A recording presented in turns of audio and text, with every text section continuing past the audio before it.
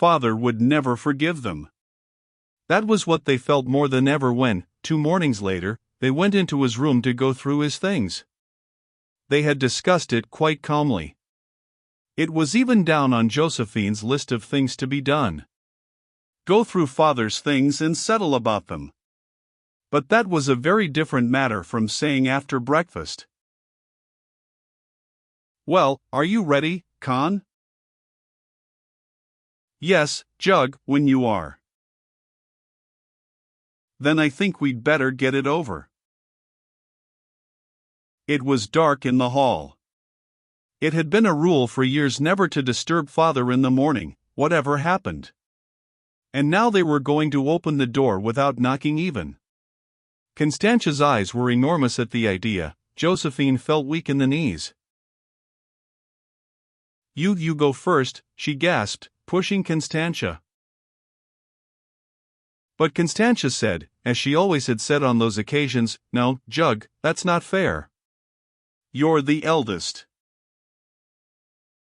Josephine was just going to say what at other times she wouldn't have owned to for the world, what she kept for her very last weapon, "But you're the tallest," when they noticed that the kitchen door was open, and there stood Kate. "Very stiff," said Josephine, grasping the door handle and doing her best to turn it.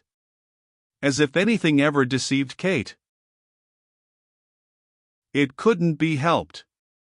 That girl was. Then the door was shut behind them, but they weren't in Father's room at all. They might have suddenly walked through the wall by mistake into a different flat altogether.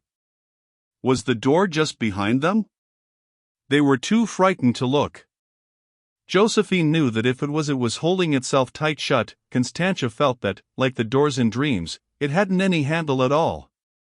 It was the coldness which made it so awful. Or the whiteness, which. Everything was covered. The blinds were down, a cloth hung over the mirror, a sheet hid the bed, a huge fan of white paper filled the fireplace. Constantia timidly put out her hand. She almost expected a snowflake to fall. Josephine felt a queer tingling in her nose, as if her nose was freezing. Then a cab clop-clopped over the cobbles below, and the quiet seemed to shake into little pieces. "I had better pull up a blind," said Josephine bravely. "Yes, it might be a good idea," whispered Constantia. They only gave the blind a touch, but it flew up and the cord flew after, rolling round the blind stick, and the little tassel tapped as if trying to get free. That was too much for Constantia. Don't you think we might put it off for another day?" she whispered. "Why?" snapped Josephine, feeling, as usual, much better now that she knew for certain that Constantia was terrified. "It's got to be done. But I do wish you wouldn't whisper, Con." "I didn't know I was whispering," whispered Constantia. "And why do you keep staring at the bed?" said Josephine, raising her voice almost defiantly. "There's nothing on the bed." "Oh, Jug, don't say so," said poor Connie. "At any rate, not so loudly." Josephine felt herself that she had gone too far. She took a wide swerve over to the chest of drawers, put out her hand, but quickly drew it back again. "Connie," she gasped, and she wheeled round and leaned with her back against the chest of drawers. "Oh, Jug, what?" Josephine could only glare. She had the most extraordinary feeling that she had just escaped something simply awful. But how could she explain to Constantia that Father was in the chest of drawers? He was in the top drawer with his handkerchiefs and neckties, or in the next with his shirts and pajamas, or in the lowest of all with his suits. He was watching there, hidden away, just behind the door handle, ready to spring. She pulled a funny old-fashioned face at Constantia, just as she used to in the old days when she was going to cry. "I can't open," she nearly wailed. "No, don't, Jug," whispered Constantia earnestly. "It's much better not to. Don't let's open anything. At any rate, not for a long time.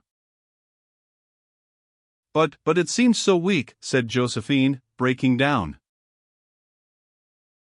But why not be weak for once, Jug, argued Constantia, whispering quite fiercely. If it is weak. And her pale stare flew from the locked writing table, so safe, to the huge glittering wardrobe, and she began to breathe in a queer, panting way. Why shouldn't we be weak for once in our lives, Jug? It's quite excusable. Let's be weak, Jug. It's much nicer to be weak than to be strong. And then she did one of those amazingly bold things that she'd done about twice before in their lives. She marched over to the wardrobe, turned the key, and took it out of the lock. Took it out of the lock and held it up to Josephine, showing Josephine by her extraordinary smile that she knew what she'd done. She'd risked deliberately father being in there among his overcoats. If the huge wardrobe had lurched forward, had crashed down on Constantia, Josephine wouldn't have been surprised. On the contrary, she would have thought it the only suitable thing to happen. But nothing happened. Only the room seemed quieter than ever, and the bigger flakes of cold air fell on Josephine's shoulders and knees. She began to shiver. Come, Jug, said Constantia, still with that awful callous smile, and Josephine followed just as she had that last time, when Constantia had pushed Benny into the round pond.